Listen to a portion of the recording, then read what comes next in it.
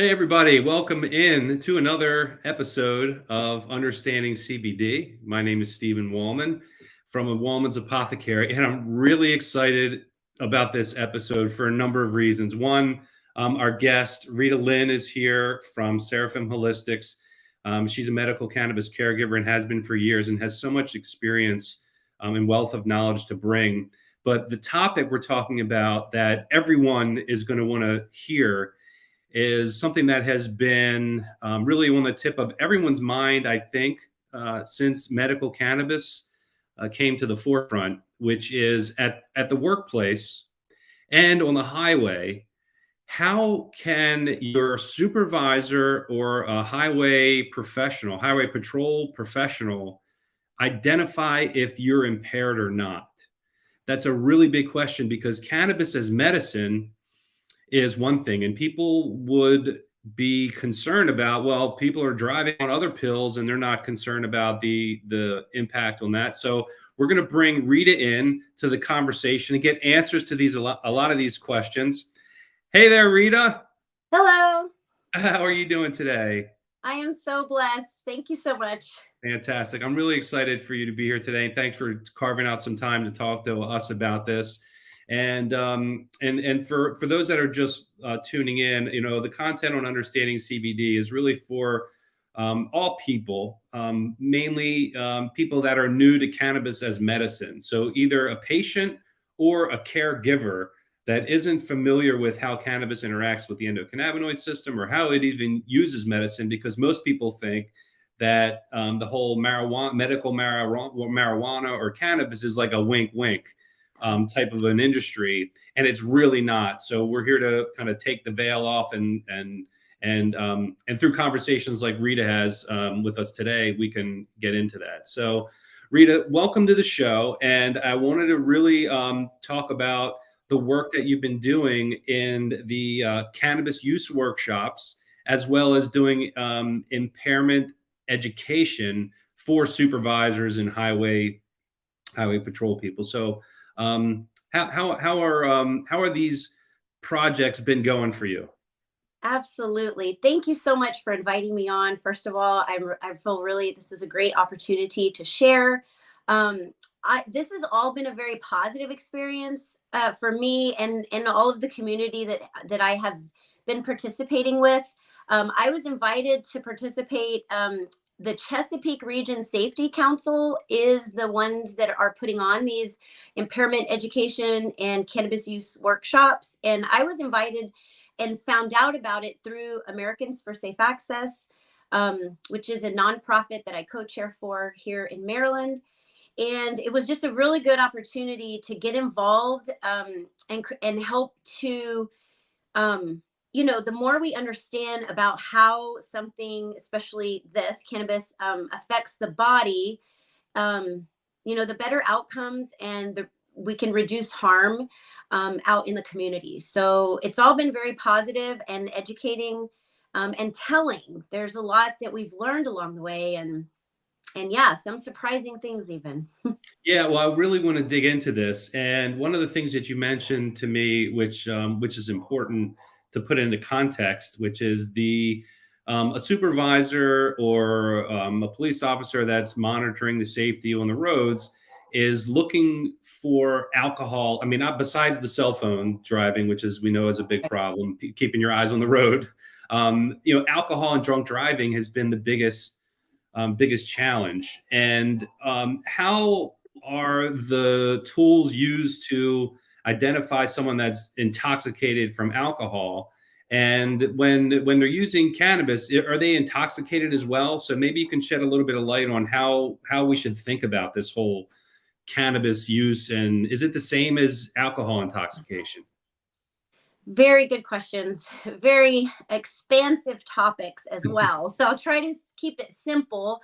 I do have a mentor in the cannabis medicine space who graduated from the School of Pharmacy at University of Maryland and has her master's in cannabis pharmacy. So I've been mentoring and learning from professionals in the industry who know more of the science. I've had personal experiences. I've had anecdotal experiences with my patients as I've been through working at the dispensary for years and now caregiving for patients.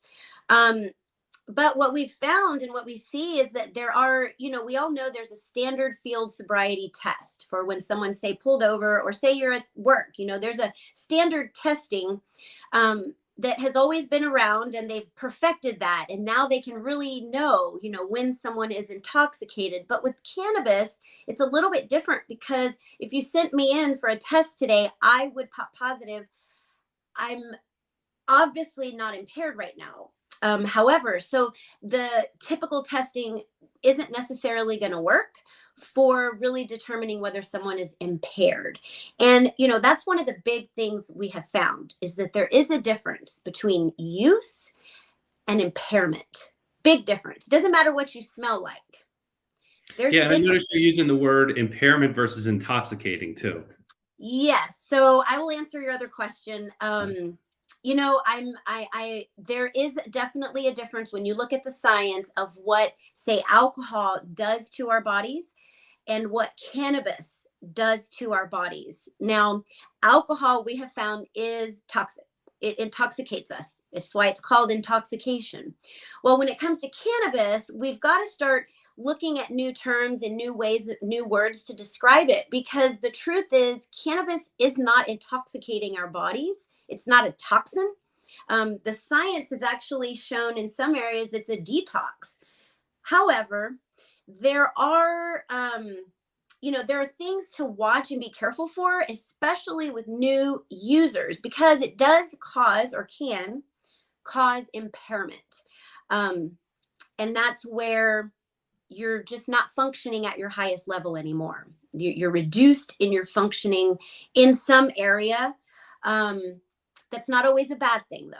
It's not always a bad thing. Maybe that would be a bad thing if you're driving a forklift and trying to work. But if you're a PTSD patient and you're working on your self-care and your therapy, that would be a good thing, to have that short-term memory lapse where you might forget your triggers for a moment or a day or a week. It can definitely follow you. But again, the basics is there's a difference between intoxication and impairment. Mm-hmm. Well, I think it's very important to bring this out because the words are important. And, I find myself also using, since we sell CBD products, which have very low THC, and we say they're non-intoxicating. I think the better word, and I'm going to correct this and get through to our content team and make sure we can sort of rewrite this to talk about impairment versus intoxicating. And I really think that's an incredible point to bring up. And I hadn't thought about that term as well. Absolutely. Yes. Because, my goal at my holistic center is, improve outcomes and reduce harm. So when you have that kind of, goal, you really look at things differently. And the first question I ask about anything is this causing harm to anyone or anything or anybody? Ourselves, self-harm is a thing, or to others? Or is there a potential that it could? Could it cause an accident? Could there be, something someone's not aware of? And with cannabis use, that's definitely true. When I first started using cannabis as a patient, like 7, 8, 9, many years ago, I could not predict how long I was going to feel that high. People call it high. How do we tell if someone's high? But I've also realized over time that the different methods of consumption are a good way for me to predict how long my high is going to last. And I call, when I say high, I consider being high self-care. I consider it therapy. In the holistic world, cannabis is a medicine. And so, and then you have the question of what is high? People are asking that, what exactly does that mean to be high? Like, what is being high? Mm-hmm.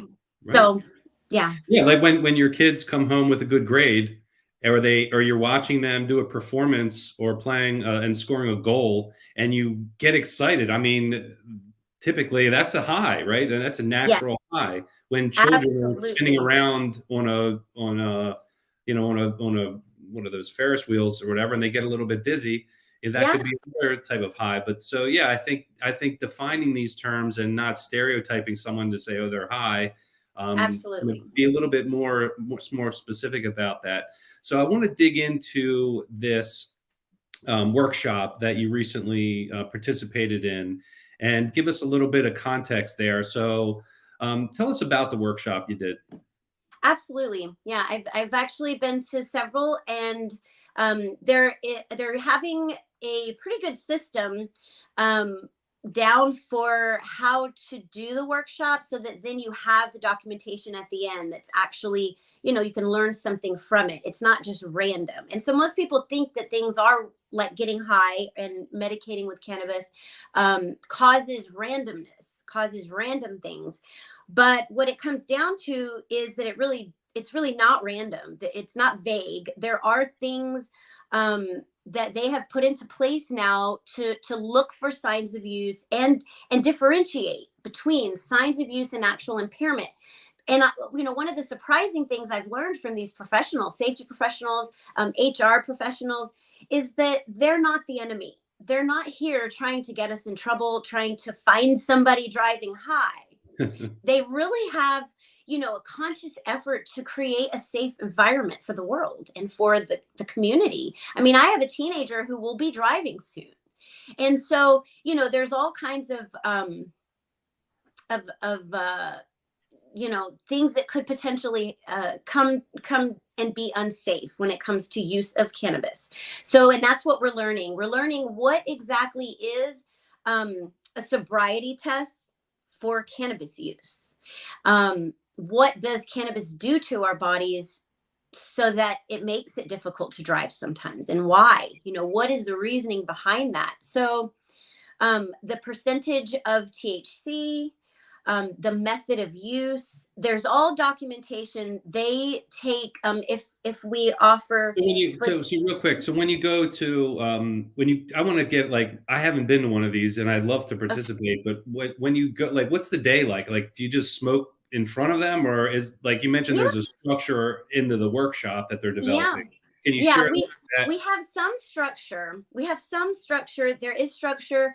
However, it does kind of feel like a vacation, because they do create a safety net for us, or for anyone that's participating, a safety net of rides. You're picked up, you're dropped off. You do not have to drive yourself to these. They offer a bit of a stipend.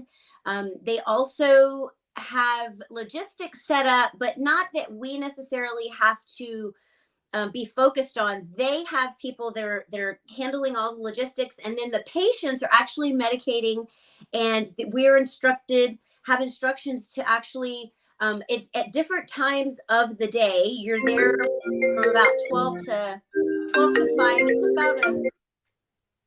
about 4 to 5 hour. It's okay. 4 to 5 hour experience. And they really set it up to be safe and comfortable. There's not a bunch of eyes looking at you when you walk in. Patients are able to bring their personal medicine into the location, get comfortable. They feed you snacks, water. It's very comfortable. And then we're instructed. We have instructions, and it's either medicate regularly the way you typically would, or medicate in excess. They ask you if comfortable, and if this is all personal choices. You have a choice of what you're going to use and consume, what's your comfort level, but then to if you're comfortable to go above that. Let's just see what happens to your body when you overuse the medicine. And so we're doing that. We're seeing that. And what we're we won't go into what we're finding yet, but the participation, right? The participation. So there's a lot of self-assessment, because when it comes to cannabis use, awareness of your body and how these different cannabinoids affect your own body really does play a big part in knowing what the outcome is going to be. So self-assessments, and then again, nobody's allowed to drive after. They give us amazing rides back, and at wrap up, you actually receive a certificate of participation, and it's a very professional experience, despite the fact that we're all getting high. They're definitely, Yeah. So instructed to get so high. the self-assessment, what, can you share some about that? Like, are they asking you, like, what kind So of questions?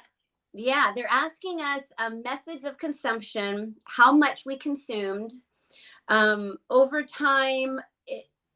Then we get into the actual sobriety testing, and so then at the end we also assess, and during the testing, what we would perceive as being impaired. And do you sense you would decide to do this, get on the road? Could you work? Would you be able to go to work and do your typical work duties? They really get into the personal, so then you're getting into your personal life, right? Everyone has a different job. I work from home. I do meditation videos. I can easily work from home, probably, if I overused. Now, a forklift driver, probably not the same. It would Mhm. probably be a different experience if you're overusing, and then you got to go on a forklift. So they're actually also, I see, assessing, the integrity of the community, and of the people that are actually going to be on the road and out in the workplace. And we're finding that that's a good thing. Yeah. Yeah, so they got the self-assessment done, so they're, I guess, a questionnaire, and they're asking you what do you think of this situation that you're in right now? How would you Yes. prepare? Now, are there any objective measurements that they use? Like, you mentioned like the intoxicating test or walking on a straight line. Are there Right. any tools that they have to really take a look at it from the outside? Absolutely. Yes. So that's some of the things we've learned about how cannabis does affect the body and the brain. There are signs, there are symptoms of use, and there are symptoms, and again, this is a personal, it's a personal assessment, but there can be symptoms of overuse as well. And some of those things are, when you're taking a field sobriety test, you're going to be tested on your balance, right? That's one of the tales of it could be use or overuse. Again, it's really not like alcohol, where it's obvious that they're intoxicated. um, a new cannabis patient might feel impaired with just one use. A seasoned cannabis patient who's been using this medicine, say, in their bodies for 10 years, are going to potentially metabolize these cannabinoids differently than a body that's just being introduced to it. So either way, the balance test is one of the ones that can give some symptoms, can give some signs of potentially being unsafe, because that then means that there are other functioning details that could potentially also be off Yeah, in that's an objective way to test. So it would be a similar. So I guess comparing it to alcohol, if someone's getting pulled over from driving, or if they're at their work and they're not performing, some right. clue is there. Like with alcohol, they have the field sobriety test. So now with cannabis, it's like they might smell something, and just saying that they smell cannabis is not enough. So they want to take us through this, this test. And so balance would be one.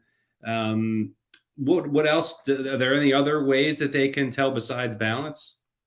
Yes, there are some other. There, at this point, I believe they're just called clues. They're getting all the logistics and the proper wording down. But there are, and the one, a couple of the ones that they're pretty obvious that people at most anywhere would realize is red eyes, and the red eye, and dry mouth and slurred speech. Like, cannabis does cause, or can cause, a reduction in saliva and in your tear ducts, and that's the reason for the red eyes. And then the dry mouth is the reduction in saliva, but then that could also cause changes in your speech, even, and slower speech, less inflections in your speech. So they're starting to notice those kinds of details. And then there's those really fine motor skills that, like say you want to play a video game and you look down, or, I say video game because this is more along the lines of how we'd be able to test. But in real life situation, what we're talking about is like changing street lights. We're talking about cars that might cut you off. We're talking about emergency vehicles coming and you being aware and noticing these emergency vehicles are coming, and you're not in that mental state of high. We're just going to say high, right? Yeah. Right. And so there are some, higher functioning that is reduced in your neural, I'll say neural circuitry. It can suppress neural circuitry, which can cause side effects. And, when we're talking safety, we're not only talking about our safety. Like we hear a lot, oh, I can do it. I know my body and I'm good and I'm able to do this. But then you also have to realize when you're out there in the workplace or on the road, there's going to be a lot of other stimuli. There's going to be a lot of other details coming in. It's not just you out there. You're out in the community, and everyone's safety is important, not just your own. So they can observe and say, okay, her eyes are red, or her mouth is a little. You can tell her mouth is dry, and so as a test, would it be like you were looking at your phone? Like, can they give you like an app that that you would like, like almost like a whack-a-mole kind of thing to test your reaction speed, or is there something like that they're working on? Great insight. Yeah, there is actually, there was a company at this last workshop, and it is a Druid app, and they are coming up with new technology and new ways of testing those particular functions that cannabis does affect. Because it is so unique and so different than alcohol. There are now new technologies coming out to be able to look at that. Mm-hmm. Yeah.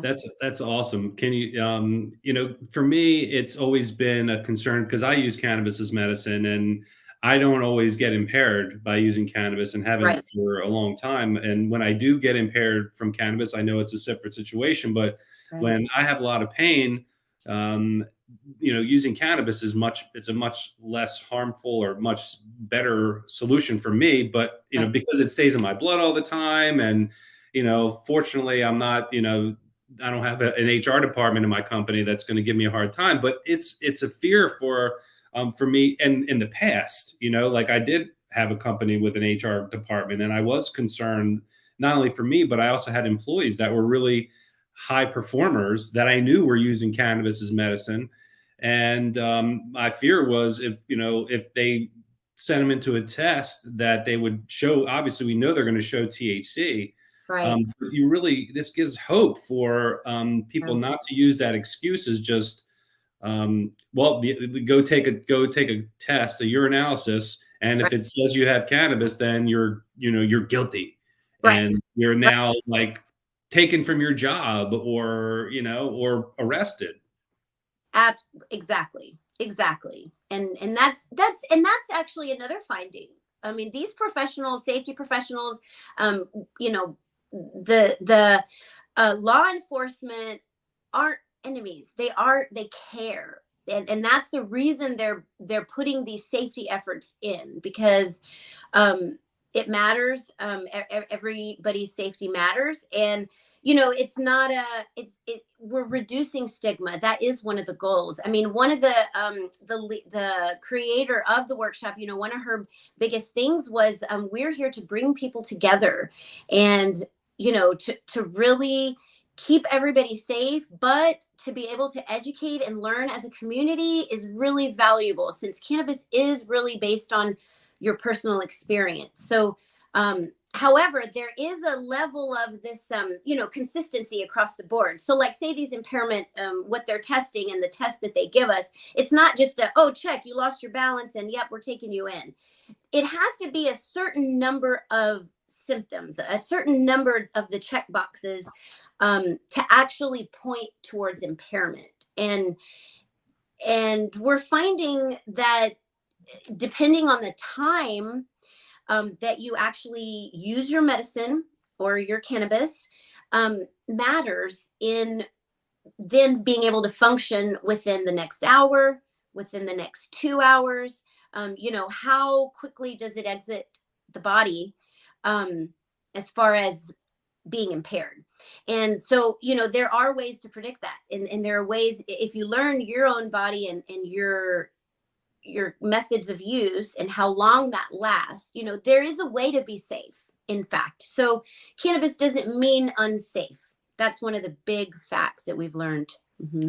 That's great, because I don't like to always compare it to alcohol, but it's just something we know, that we always are trying to put new information in something that's relative. And the best example of this was when automobiles first started. They didn't have a word automobile; they called them horseless carriages. And we typically talk about the future in terms of what it doesn't have, like a cordless phone.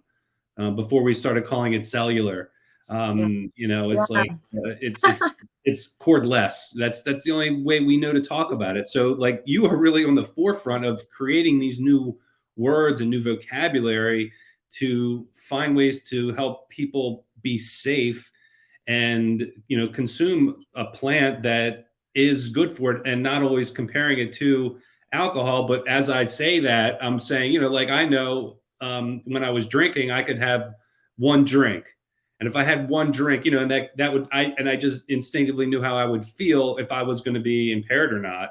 Right. And I guess it's kind of similar with cannabis too, for each person.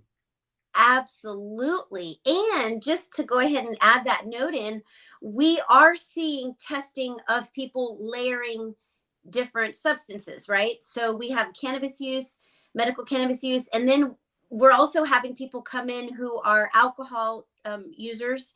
And so they're layering, they're smoking their medicine, and then they're also adding alcohol to the mix to see what that does. And very telling that those sobriety tests are definitely failing. When you're adding different things in, that's where it can get unpredictable. Mm-hmm. Yeah, that synergy between those two substances. I mean, just as a user myself, if I've had a couple of drinks and then I smoke, or I would smoke before I would drink, each person kind of gets that component there. One of the topics I did want to talk to you about, since you do have so much experience with patients as a caregiver, when people use cannabis, are they always intoxicated? I mean, are they always impaired, or is there a use where you are using cannabis and you wouldn't even know at all because it's helping you balance out something in your endocannabinoid system? Or is there,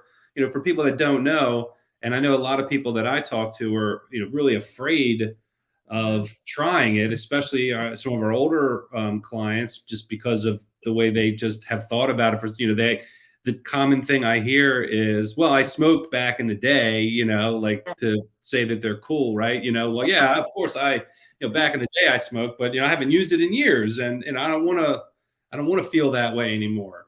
Right. Right. Absolutely. So is that like a given with cannabis, or is there a non-impaired way of using it? It's a really good question.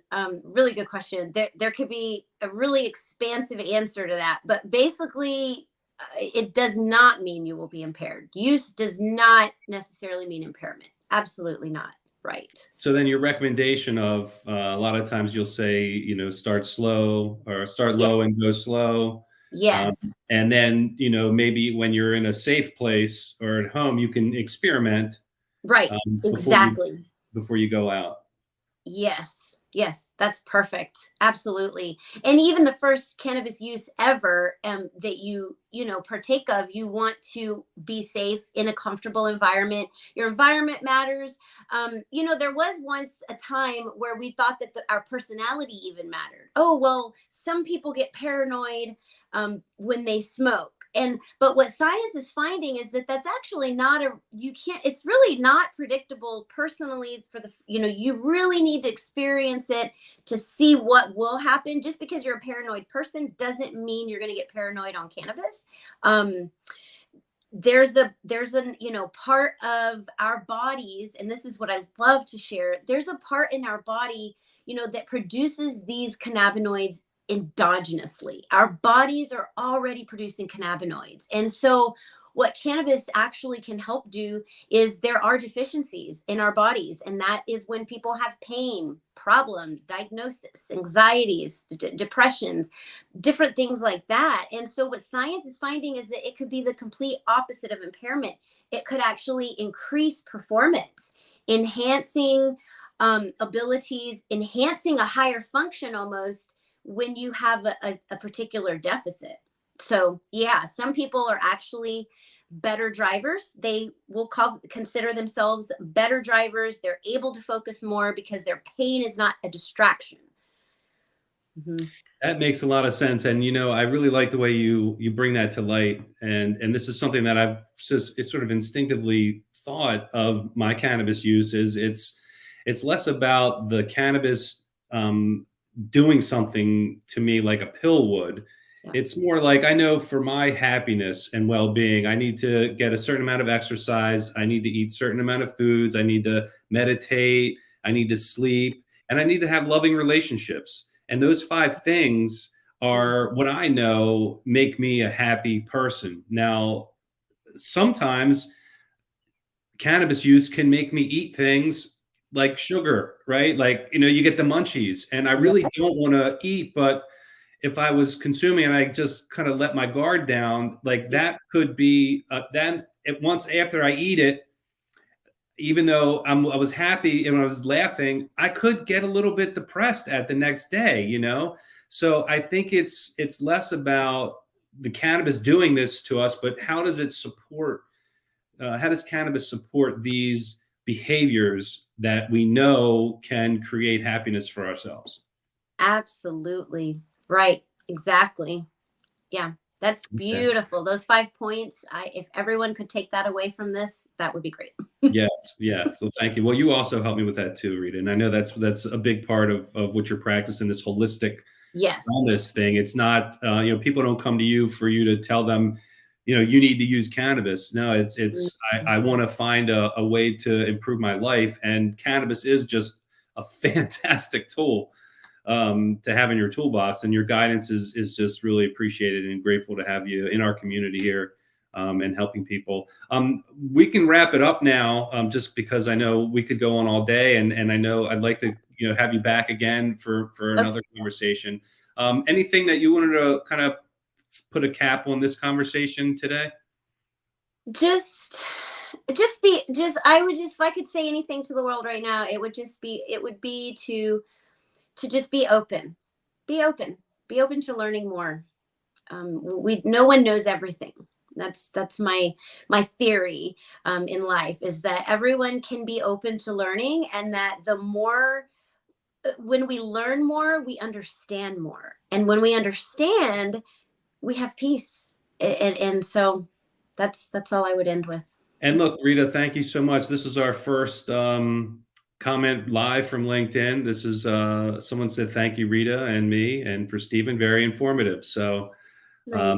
that's actually live from our LinkedIn comments. So Nice. way to go, Rita. That was the first one we've actually had on our show live. Wonderful. Comments. So great job. We definitely need to have you back.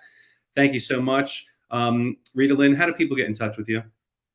If you're looking for me, you can find me on my website, seraphimholistics.com. Perfect. Perfect. Thank you so much, Rita, and enjoy the rest of your afternoon. And we'll be back with you again soon.